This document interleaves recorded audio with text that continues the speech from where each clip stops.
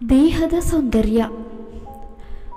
ನಿಂಬೆ ಎಲೆ, ಬೇವಿನ ಎಲೆ, ನೇರಳೆ ಚಕ್ಕೆಗಳನ್ನು ಜಜ್ಜಿ ಹಾಕಿ ಕುದಿಸಿದ ನೀರಿನಿಂದ ಸ್ನಾನ ಮಾಡಿದರೆ ಮೈಯ ದುರ್ಗಂಧ ದೂರವಾಗುವುದಲ್ಲದೆ ಬೆವರು ಶಾಲೆಯು ಹೋಗುತ್ತದೆ.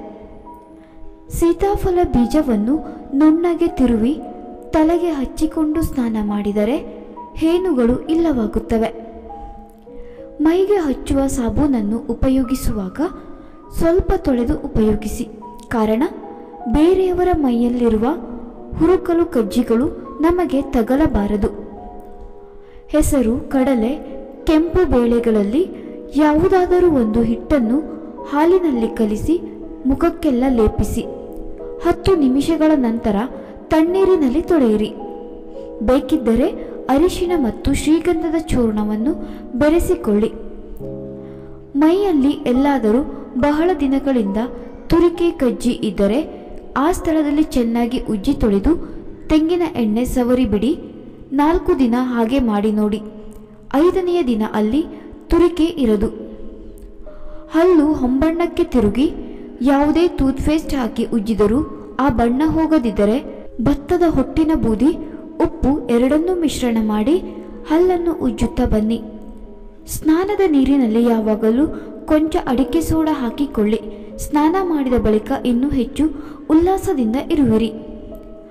ಹಲ್ಲು ಮುತ್ತಿನ ಹಾಗೆ ಹೊಳೆಯಬೇಕಾದರೆ ವಾರಕ್ಕೊಮ್ಮೆ ನಿಂಬೆಹಣ್ಣಿನ ರಸದಲ್ಲಿ ಉಪ್ಪು ಸೇರಿಸಿ ಹಲ್ಲು ಉಜ್ಜಿದರೆ ಹಲ್ಲುಗಳು ಹಳದಿ ಬಣ್ಣದ ಪಾಚಿಯನ್ನು ನೀಗಿಕೊಂಡು ಹೊಳೆಯುತ್ತವೆ. ತಲೆಗೆ ಸ್ನಾನ ಮಾಡುವ ಹಿಂದಿನ ರಾತ್ರಿಯೇ ಒಂದು ಚಿಕ್ಕ ಬಟ್ಟಲು ನೀರಿನಲ್ಲಿ ಮೆಂತ್ಯವನ್ನು ನೆನೆ ಹಾಕಿ. ಬೆಳಿಗ್ಗೆ ಹೊತ್ತಿಗೆ ಚೆನ್ನಾಗಿ ನೆನೆದಿರುತ್ತದೆ. ಅದನ್ನು ನುಣ್ಣಗೆ ರುಬ್ಬಿ ತಲೆಗೆ ಹಚ್ಚಿಕೊಂಡು 1 ಗಂಟೆಯ ನಂತರ ಸ್ನಾನ ಮಾಡಿದರೆ ಕೂದಲು ಉದುರುವುದು ಕಡಿಮೆಯಾಗುತ್ತದೆ. ಉಗುರುಗಳನ್ನು ಸೋಪಿನೊಳಗೆ ಉಜ್ಜಿದರೆ ಸೋಪು ಒಳಗೆ ಸೇರಿಕೊಳ್ಳುವುದು. ಆ ನಂತರ ಸೋಪನ್ನು ತೆಗೆದರೆ ಅದರ ಜೊತೆ ಕೊಳೆಯು ಬರುವುದು. ಚಳಿಗಾಲದಲ್ಲಿ ಸ್ನಾನ ಮಾಡುವ ಮುಂಚೆ ನೀರಿಗೆ ಸೀಬೆ ಎಲೆ, ದಾಳಿಂಬೆ ಎಲೆ ಒಂದೊಂದು ಹಿಡಿ ಹಾಕಿ ಸ್ನಾನ ಮಾಡಿ. ಇದರಿಂದ ಕೈಕಾಲು ಚುಮುಗುಡುವುದು ನಿಂತು ಹಿತವಾಗುತ್ತದೆ. 1 ಬಟ್ಟಲು ಅಕ್ಕಿ, ಅದರ ಸಮಕ್ಕೆ ಮೆಂತ್ಯ ಇವುಗಳನ್ನು ಬೀಸಿದ ಹಿಟ್ಟಿಗೆ 200 ಗ್ರಾಂ ಸೀಗೆ ಪುಡಿಯನ್ನು ಬೆರೆಸಿಕೊಂಡು ಎಣ್ಣೆ ಸ್ನಾನಕ್ಕೆ ಉಪಯೋಗಿಸಿದರೆ ತಂಪು ಮತ್ತು ಕೂದಲು ಉದುರುವುದು ನಿಲ್ಲುತ್ತದೆ. ಇದರ ಜೊತೆಗೆ ಅನ್ನದ ಗಂಜಿಯನ್ನು ಉಪಯೋಗಿಸಬಹುದು.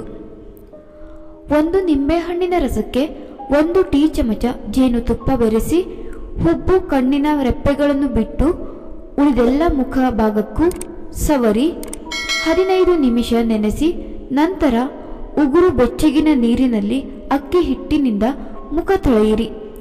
ಇದರಿಂದ ಚರ್ಮ ಕಾಂತಿಯುಕ್ತವಾಗುತ್ತವೆ.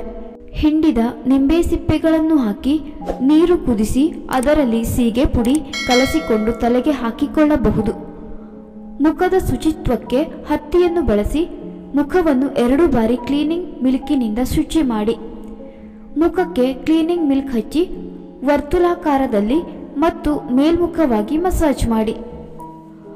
3 ಲೋಟ ನೀರಿಗೆ 1 ಟೇಬಲ್ ಚಮಚ ಟೀ ಸೊಪ್ಪು ಹಾಕಿ ಕುದಿಸಿ ಈ ಬಿಸಿ ಟೀ ನೀರಿನ ಹಬೆಗೆ 5 ನಿಮಿಷ ಮುಖ ಒಡ್ಡಿ. ನಿಂಬೆಹಣ್ಣಿನ ರಸ ಹಿಂಡಿದ ಸಿಪ್ಪೆಯಿಂದ ಮುಖಕ್ಕೆ ನವುರಾಗಿ ಸವರಿ. ಕಡಲೆ, ಹೆಸರು ಬೇಯಿಸಿದ ಹಿಟ್ಟಿನಿಂದ ಮುಖ ತೊಳೆದರೆ ಮೊಡವೆ ಕಾಟ ದೂರವಾಗುತ್ತದೆ.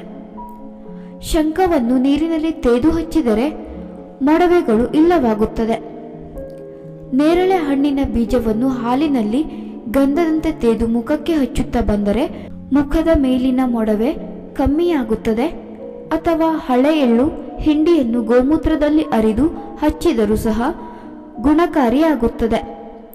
ಮೊಡವೆ ಗುಳ್ಳೆಗಳಿಂದ ಕಣ್ಣಿನ ಕೆಳಭಾಗವು ಕಪ್ಪಿಟ್ಟಿದ್ದರೆ ಹಾಲಿಗೆ ಅರಿಶಿನದ ಪುಡಿಯನ್ನು ಬೆರೆಸಿ ಅಥವಾ ಜಾಯಿಕಾಯಿಯನ್ನು ನೀರಿನಲ್ಲಿ ತೇದು ಮುಖಕ್ಕೆ ಹಚ್ಚಿದರೆ ಕಪ್ಪು ಕಲೆ ಮಾಯವಾಗುತ್ತದೆ. ಅರಿಶಿಣದ ಪುಡಿಯನ್ನು ಹಾಲಿನೊಂದಿಗೆ ಕಲಸಿ ಮುಖಕ್ಕೆ ಲೇಪಿಸಿಕೊಂಡರೆ ಮುಖದ ಮೇಲಿನ ಮೊಡವೆ ಮಾಯವಾಗಿ ಕಲೆಗಳು ಮಾಸಿ ಹೋಗುತ್ತವೆ. ಹಾಲಿನ ಕೆನೆ, ಮೊಸರಿನ ಕೆನೆ ಎರಡನ್ನು ಬೆರೆಸಿ ಲೇಪಿಸಿದರೆ ಮೊಡವೆಗಳು ಗುಣವಾಗುತ್ತವೆ. ಚರ್ಮವು ನಯವಾಗುತ್ತದೆ. ಉಪ್ಪನ್ನು ಕಡಿಮೆ ಸೇವಿಸುವುದರಿಂದ ಮೊಡವೆಗಳು ಏಳುವುದು ಕಡಿಮೆಯಾಗುತ್ತದೆ. ನಿಮ್ಮ ಕೈಗಳು ಮೃದುವಾಗಿರಬೇಕಾದರೆ ರಾತ್ರಿ ವೇಳೆ ಅಂಗೈಗಳಿಗೆ ತುಸು ಕೊಬ್ಬರಿ ಎಣ್ಣೆ ಹಚ್ಚಿಕೊಳ್ಳಿ. ಏನು ಮಾಡಿದರೂ ಉಗುರುಗಳು ಮೆತ್ತಗಾಗಿ ಬಿದ್ದು ಹೋಗುತ್ತಿದ್ದರೆ ಬಾಧೆ ಪಡಬೇಕಾಗಿಲ್ಲ. ನಿಂಬೆಹಣ್ಣಿನ ಸಿಪ್ಪೆಯಿಂದ ಉಗುರುಗಳ ಮೇಲೆ ಉಜ್ಜಿ ನೋಡಿ. ಪನ್ನೀರು ತೆಗೆದುಕೊಂಡು ಕಣ್ಣಿಗೆ ಹತ್ತಿರ ಹಿಡಿದು ಸಿಪ್ಪೆಗಳನ್ನು ಅದರಲ್ಲಿ ಅಲ್ಲಾಡಿಸಿದರೆ ಕಣ್ಣುಗಳು ಶುಭ್ರವಾಗುತ್ತವೆ. ಬೆಂದ ಆಲೂಗಡ್ಡೆ ಬೆಣ್ಣೆಯನ್ನು ಸ್ವಲ್ಪ ತೆಗೆದುಕೊಂಡು ನೊರೆ ತೆಗೆಯುವಂತೆ ಕೈ ಉಜ್ಜಿ 5 ನಿಮಿಷದ ನಂತರ ನಸು ಬಿಸಿ ನೀರಿನಲ್ಲಿ ಸೀಗೆ ಪುಡಿಯಿಂದ ಜಿಡ್ಡು ಹೋಗಿಸಿ ತೊಳೆದರೆ ಮೃದುವಾದ ಅಂಗೈ ನಿಮ್ಮದಾಗುವುದು. ನಂಜು ಬಟ್ಟಲು ಹೂವಿನ ರಸವನ್ನು ಶುಭ್ರವಾದ ಬಿಳಿಯ ಬಟ್ಟೆಯ ಮೇಲೆ ಪ್ರತಿದಿನ ಹಿಂಡಿ ಬಿಸಿಲಿನಲ್ಲಿ ಇಡಿ.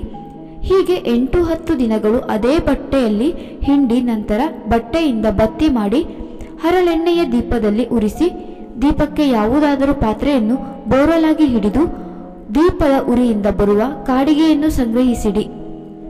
ಪಾತ್ರೆಗೆ ಹಿಡಿದ ಕಪ್ಪಾದ ಮಸಿಯನ್ನು ತೆಗೆದು 4-6 ಹನಿಗಳಷ್ಟು ಹರಳೆಣ್ಣೆಯಲ್ಲಿ ಕಲಸಿದರೆ ಕಣ್ಣಿನ ಕಾಡಿಗೆಯನ್ನು ಮನೆಯಲ್ಲೇ ತಯಾರಿಸಬಹುದು. ಇದು ಕಣ್ಣಿಗೆ ತಂಪು ಕೂಡ ಹೌದು. ಸ್ನೇಹಿತರೆ, ಈ ಮಾಹಿತಿ ನಿಮಗೆ ಇಷ್ಟವಾಗಿದ್ದಲ್ಲಿ ದಯವಿಟ್ಟು ಈ ವಿಡಿಯೋಗೆ ಒಂದು ಲೈಕ್ ಮಾಡಿ, ಶೇರ್ ಮಾಡಿ ಹಾಗೂ ನಮ್ಮ ಚಾನೆಲ್ಗೆ ಸಬ್ಸ್ಕ್ರೈಬ್ ಮಾಡಿಕೊಳ್ಳಿ. ಧನ್ಯವಾದಗಳು.